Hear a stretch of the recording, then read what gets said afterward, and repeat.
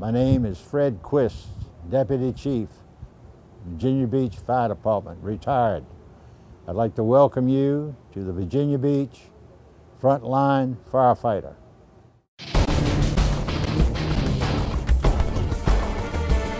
Coming up on this edition of Virginia Beach Frontline Firefighter, Master Firefighter Bill Murray is back with Part 2 of Firefighter Down.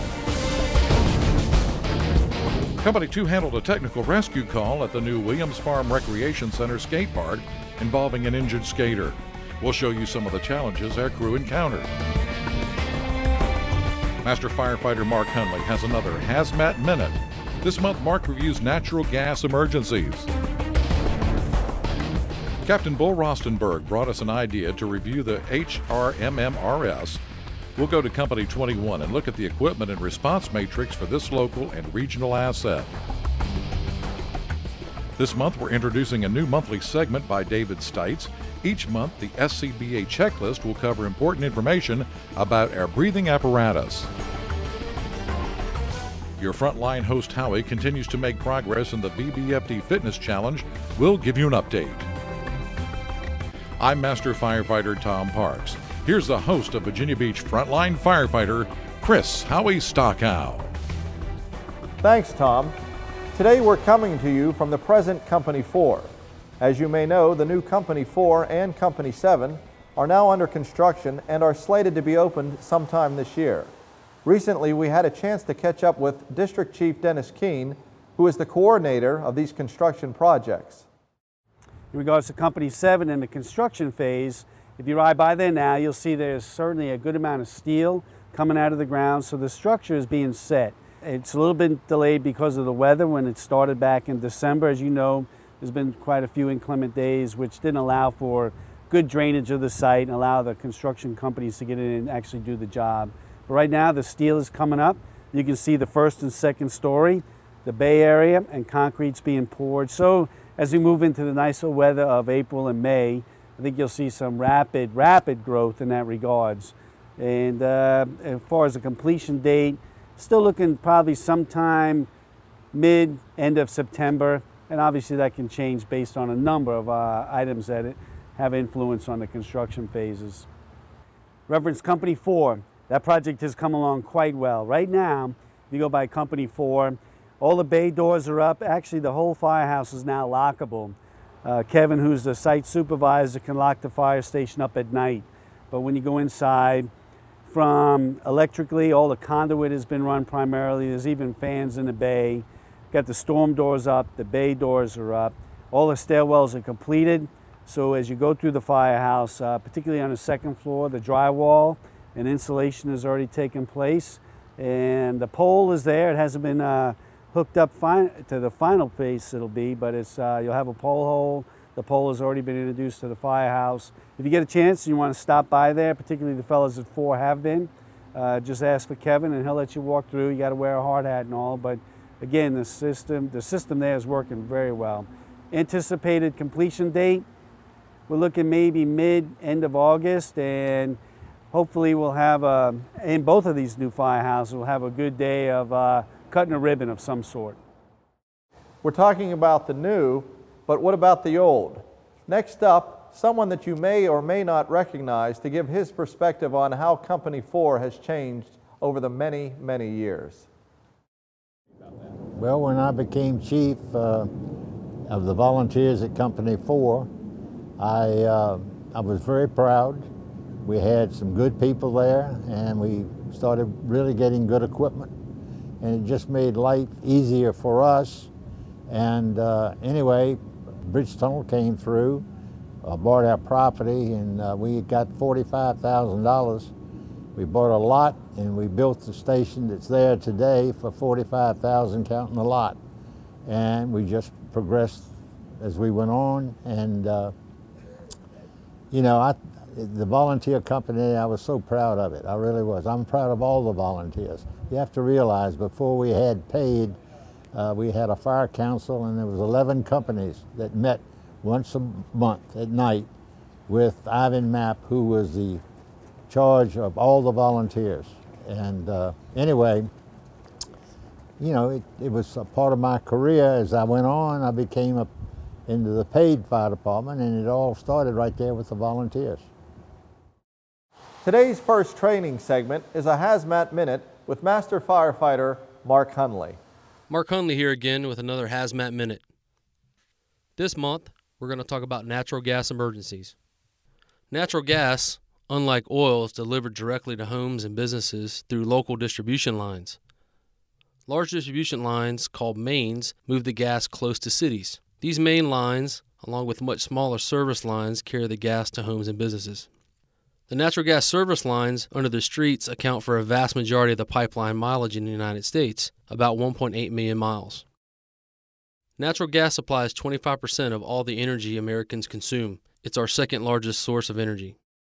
Natural gas occurs in reservoirs underground and varies in its chemical makeup. The components of natural gas generally include methane, ethane, propane, butane, carbon dioxide, oxygen, nitrogen, hydrogen sulfide, and trace rare gases like helium. Natural gas is odorless, therefore an additive causes a rotten egg smell is mixed with the methane before the natural gas is delivered to the general public. This additive is called mercaptan. Mercaptan occurs naturally in marshes, in natural gas in some areas, and in some crude oils. Mercaptan is highly flammable, and at high concentrations, it is highly toxic and affects the central nervous system. Mercaptan is meant to provide an opportunity for easy detection of high levels of natural gas when a leak occurs. Because of the strong smell of mercaptan, the gas leak becomes very noticeable in instances of large gas leaks. But it can still go undetected if there is a low-grade gas leak. Natural gas runs from mains into homes and businesses through service lines. Today, this line is likely to be a small diameter plastic line, an inch or less in diameter, with gas flowing at pressures ranging from over 60 psi to as low as a quarter psi. When the gas passes through the customer's meter, it becomes the property of the customer. When the gas reaches the customer's meter, it passes through another regulator to reduce the pressure to under a quarter psi, if this is necessary. This is a normal pressure for natural gas within the household piping system, and is less than the pressure created by a child blowing bubbles through a straw in a glass of milk. When a gas stove is turned on, the gas pressure is slightly higher, so the gas flows out of the burner and ignites into its blue flame.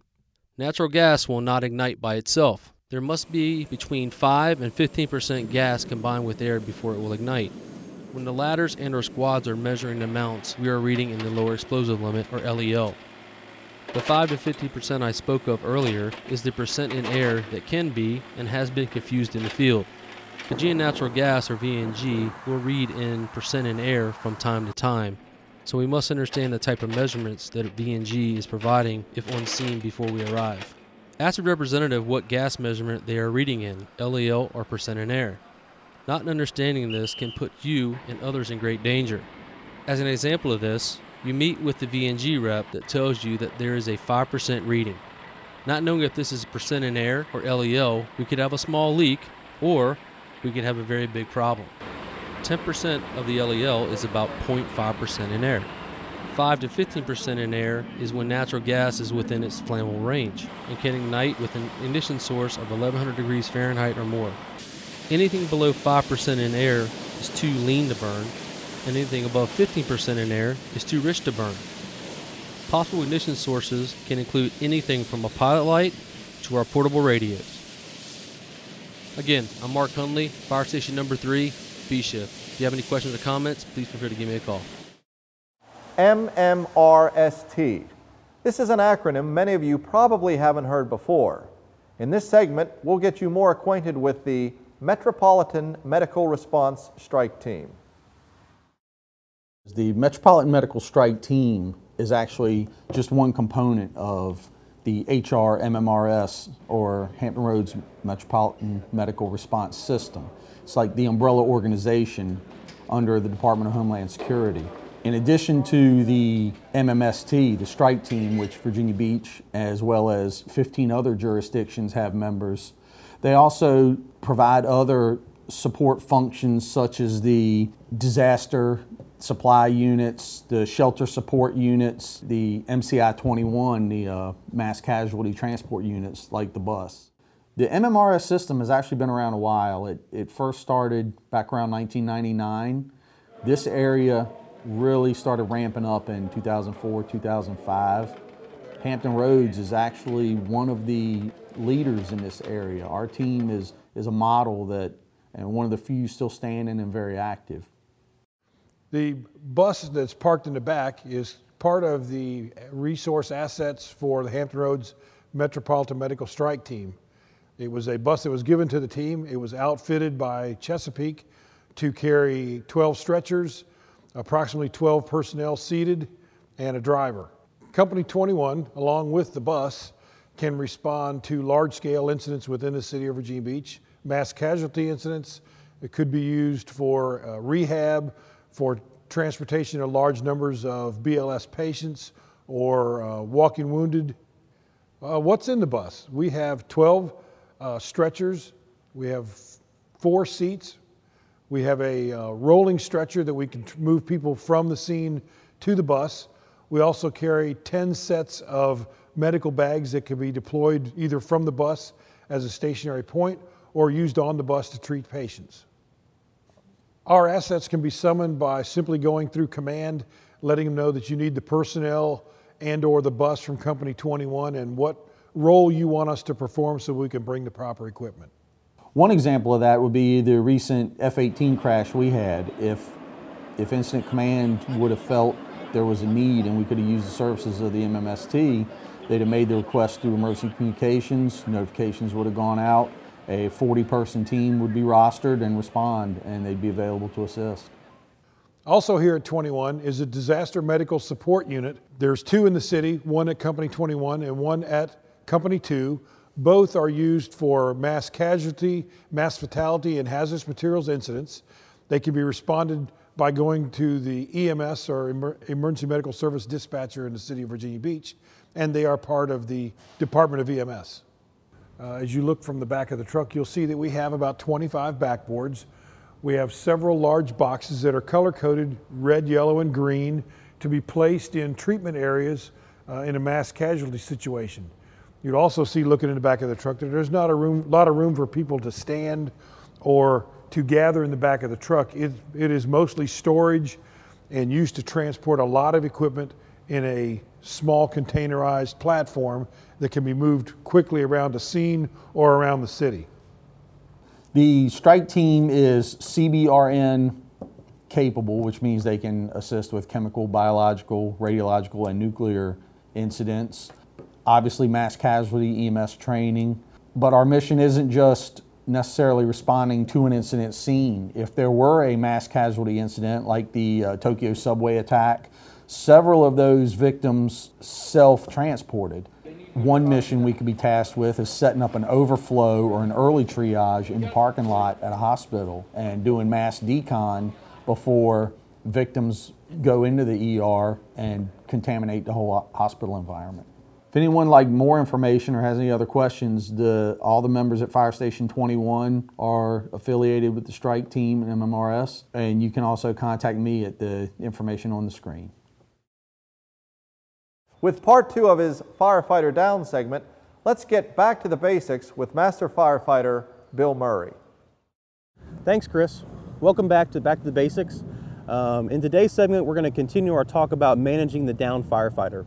In the first segment, we talked about the rules of air management, how to manage a down firefighter's air, how to initially assess them, and get them on an air supply. In the second segment, we're going to talk about disentanglement, which is our next phase. Usually goes hand in hand with air management and trying to assess the down firefighters to see what is entangling him or her. Real quick sweep of the down firefighter will hopefully give you an idea if a ceiling has collapsed, if they're caught on maybe some wires, and also some mayday information. What is wrong with the down firefighter? Are they lost, trapped, entangled? So initially when we start out, either end of the down firefighter, we can come up, sweep the lower part of the body, and really work our way up. It seems that in a lot of our training, we get really caught up on our SCBA bottle. And one of the first things we really get hemmed up on is our UAC and our first stage regulator. Seems like a lot of area, the bottle wheel gets caught, gets wire, so this is a really good place to start out with, feeling to see if you have any entanglements. You can come up the bottle. Second Really big spot is behind the SCBA bottle and below the helmet. If the firefighter is crawling on her hands and knees, has a ceiling drop down on them or a drop ceiling that has some wires or HVAC duct, it really gets caught up in here. Another big spot we're finding with our new helmets in SCBA week is right under the shield. Right in here, we're having a lot of wires get stuck in here, so this is another good spot, a new spot that we're having to deal with since we've had these new helmets come out in the field. And then also just kind of sweep down to see if there's anything else covering them. Now you have a couple different options. We can try to manually disentangle the downed firefighter. We might have the option of sliding him or her back a couple feet to try to loosen up anything that might be covering them and try to untangle them. And then the last option is we can try to cut out. If you have a pair of lineman's pliers or wire cutters, physically cutting them out. Just make sure you have a pretty decent pair of pliers or cutters, and then make sure they're accessible. A lot of crews, a lot of companies, a lot of firefighters put them in their pockets, which is probably, with your gloves on, one of the most least accessible areas of your turnout gear. Try to get it out somewhere where you can easily get them, and then so you won't lose them, have them put back. In this segment, we've covered the disentanglement of the downed firefighter. In the next segment, part 3, we're going to cover the removal of the downed firefighter with drags, carries, and moving the firefighter vertically up a set of stairs. Hope you enjoyed this segment. Be safe. Recently, Company 2 responded to an injury involving a skater at the Williams Farm Rec Center's new skateboard park. Here's a look at some of the challenges they had to deal with. Once again, Master Firefighter Tom Parks. Thanks, Howie. I'm Master Firefighter Tom Parks from Company 2A Shift. Today we're going to discuss an interesting call that happened in our first due area, and more specifically, how pre-planning played a vital role in the efficiency and effectiveness of the incident outcome. On January 9, 2013, Engine 2, Ladder 2, and Battalion 2 were requested to assist EMS to an incident at the new Williams Farm Recreation Center located on Learning Circle. A 27-year-old male was skating in the concrete park when he was suddenly injured.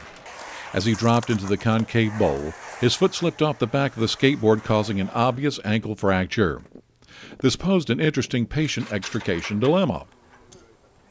As you can see, the bowl area has 2 bowls at 10 and 12 feet deep, and only has 2 ways to enter the 12-foot deep concrete bowl, via skateboard or via a removable ladder that is kept on site. With the type of injury to this patient, he was unable to remove himself from the bowl. Company 2 personnel followed the construction and layout of the skate park during the construction phase and discussed various scenarios that may occur with possible injured skaters. And because of the familiarity of equipment, resources, and personnel needed, were able to effect a smooth entry, patient care, and extrication from the skate park.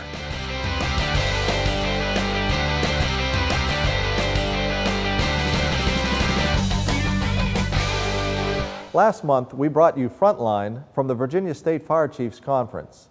During the expo, we had a chance to talk to a few of the vendors about some of their new products. In today's changing environment, we see our customers trying to do more with less.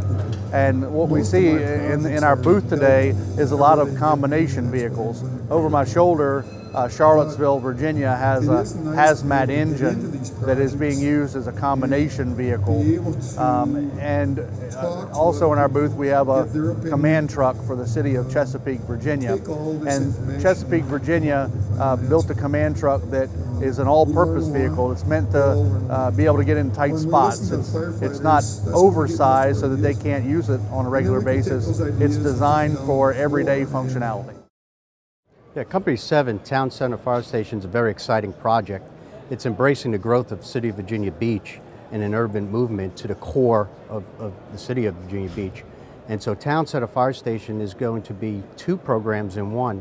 One, it's going to serve as the main hub for the town center area, including mid-rise and high-rise type rescue facility.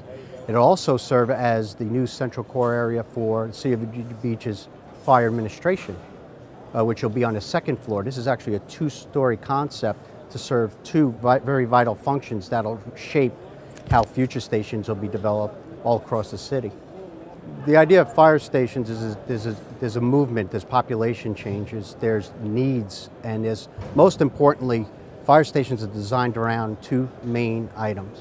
One is to get the best response time a fire station can to get to the folks that are in need of safety and service. The second one is to design a fire station that is just as safe for the building it serves, the firemen. A lot of times injuries occur are usually within the fire station. So we pay a lot of attention to very safe planning of the building, types of materials, non-slip materials, making sure we control the types of gases out of the building that are not desired, temperature controls, all the things that allow a fireman to service the community, respond, sleep well when they need to sleep well, and be very well prepared to serve the community. With this month's SCBA Checklist, I'm David Stites. On May the 10th, 2012, our breathing apparatus manufacturer discovered that it was possible for a CBRN second stage regulator to be fully inserted into the air click in all 2020 Plus HUD face pieces, but still have a slight amount of air leakage around the interface of those two components. The leakage occurs when the second stage hose is pulled forward, causing the second stage to move slightly forward at an angle within the air click, breaking the seal between the air click O-ring and the second stage regulator. The potential leakage is minimal, amounting to only about 1 minute's worth of air using a 30-minute cylinder at a 40 liter per minute breathing rate, and only if the second stage hose is being constantly pulled forward. This condition is extremely rare, with only one instance that they know of which has occurred in the field. No users have ever been injured because of this condition. If you still have a mask on your truck, in your RIT bag, on your safety vehicle, in your battalion vehicle, a spare mask anywhere that still has a black air click, it is out of service and must be sent in, brought in, down to the air room to have the air click exchanged for a new gray one ASAP. If you have any questions, comments, or suggestions concerning SCBA, please contact me at dstites@vbgov.com. Well, before we go, here's a quick update on the fitness challenge. One of your peers is smoking the competition, including yours truly. He's lost over 30 pounds in just 10 weeks. With 6 weeks to go, he's on track to lose 40 pounds. His motivation is one that I'm sure most of us wish we had, but oh well. At the conclusion of the challenge, some 6 weeks from the time of this taping, we will have an interview with him and find out just exactly what that motivation was, and perhaps an interview with one or two other of his competitors. If you remember when we started this challenge, I asked if it was possible to embarrass oneself into getting into better health. I guess we'll find out soon enough. I'm still trying and hope to be successful. And to all of you who have personally told me that watching my weight loss was helping to motivate you and your coworkers to lose weight, or at least consider doing something about it, thank you. That certainly gives me more motivation. And speaking of motivation, for those of you still on the fence, here's a few stats from the CDC on just some of the effects of being overweight. Coronary heart disease, type 2 diabetes, cancers, endometrial, breast, and colon, high blood pressure, dyslipidemia, which is high triglycerides, stroke, liver and gallbladder disease, sleep apnea and respiratory problems, osteoarthritis, a degeneration of cartilage and its underlying bone within a joint, and gynecological problems as well. And I'll leave you with this small challenge. If you're still finding it difficult to change your diet, don't. For the next month, don't change what you eat. Simply eat 15% less. And if you're like me and love full-strength sodas, give water a shot just half of the time. See if that doesn't make your clothes fit a little looser by next program. Who knows, maybe from there, your motivation will develop a little positive momentum. Trust me, the first week's the hardest. Do it for yourself, do it for your family, just do it. I'm doing it and I'm feeling much better physically. Mentally, oh well, let's go baby steps for now. If Howie can do it, well, I think you know the rest. Alrighty then, that brings us to the end of yet another Virginia Beach Frontline Firefighter. As always, we sincerely hope you have enjoyed today's program and ask for your feedback, good or not so good, and certainly your suggestions for future content. Contact us at vbfdtv@vbgov.com or email Kirk Kellerhalls at the address shown on your screen. And don't forget to follow us on Facebook and Twitter. For Chief Jack Crandall and the entire Frontline staff, thanks for watching, and remember, motivation is a requirement for success, not failure.